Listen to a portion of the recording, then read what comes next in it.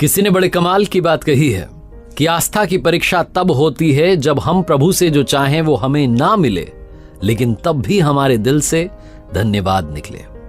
नमस्ते दोस्तों, मेरा नाम है आरजे कार्तिक। एक छोटी सी कहानी सुनाता हूं भगवान के प्रिय भक्त की, जो मंदिर में जाता था, पूजा अर्चना करता था, भगवान के बड़ा करीब था।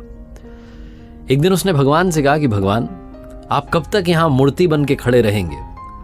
आज आप जरा घूम आइए, आपकी जगह मैं खड़ा हो जाता हूं, अगर आप मुझे आज्ञा दें।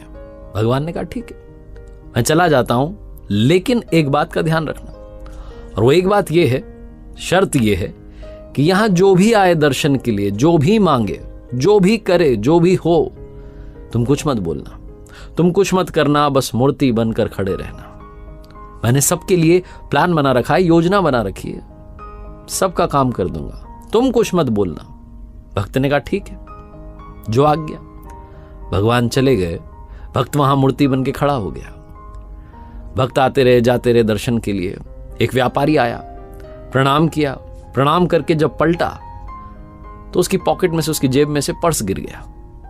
व्यापारी ने ध्यान नहीं दिया, वो चला गया। व्यापारी के जाने के बाद में एक गरीब व्यक्ति वहां आया, भगवान को प्रणाम करने लगा और गिड़गिड़ाने लगा, कहने लगा कि भगवान, मेरे घर में खाने के लिए कुछ नहीं है, बाल बच्चे भूखे हैं, कुछ कृपा कर दीजिए, कहीं से पैसा मिल जाए। ये बोल करके, प्रणाम करके जब वो पलटा तो उसे वो पर्स दिख गया। उसने पर्स उठा लिया, भगवान को फिर से प्रणाम किया, दंडवत प्रणाम किया, कहने लगा आपकी तो कृपा है, आपका चमत्कार है, और खुश होकर के वहां से चला गया। ये सब वो भक्त देख रहा था जो मूर्ति बन के खड़ा था और सोच रहा था ये क्या हो गया, चोरी करके ले गया।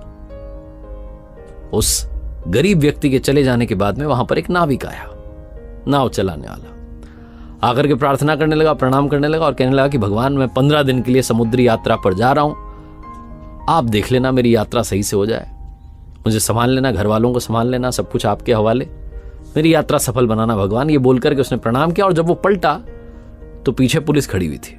वो व्यापारी खड़ा हुआ था जिसका पर्स गिर गया था, वो आरोप लगा रहा था कि इस नाविक ने वो पर्स चुराया क्योंकि मेरे बाद में ये आया है। पुलिस वाले उस नाविक को पकड़ करके ले जाने लगे। वो नाविक बोल रहा था कि अरे मैंने कोई पर्स नहीं देखा, ही नहीं मैंने तो कोई पर्स, लेकिन पुलिस वाले सुन नहीं रहे थे क्योंकि व्यापारी का आरोप था। तो उस नाविक को ले जाने लगे, तभी वो भक्त जो मूर्ति बन के खड़ा था वो कहने लगा कि अरे इसने नहीं चुराया है, इससे पहले गरीब आदमी आया था, वो चुरा के ले गया, उसके घर जाओ, मिल जाएगा अभी। पुलिस वाले पहुंच गए उस गरीब आदमी के घर, उसके घर से पर्स मिल गया, उसको पकड़ के ले गए, जेल में बंद कर दिया। नाविक जो था वहां से चला गया। शाम में भगवान आए तो उस भक्त ने उनको सारी बात बताई कि भगवान आज ये सब हुआ। भगवान ने कहा मैंने तुम्हें क्या शर्त बताई थी? मैंने तुम्हें कहा था कि तुम यहां खड़े रहना, कुछ मत करना, बस खड़े रहना। मैंने सबके लिए योजना बना के रखी है, तुमने सारा काम बिगाड़ दिया। उस व्यापारी की जेब से पर्स गिर गया था, उसमें इतने पैसे नहीं थे कि उसका नुकसान हो जाता, वो बहुत बड़ा व्यापारी है, लेकिन वो पर्स जिस गरीब इंसान को मिला था उसके परिवार का खर्चा चल जाता, उन्हें भोजन मिल जाता। वो लेके चला गया था पर्स।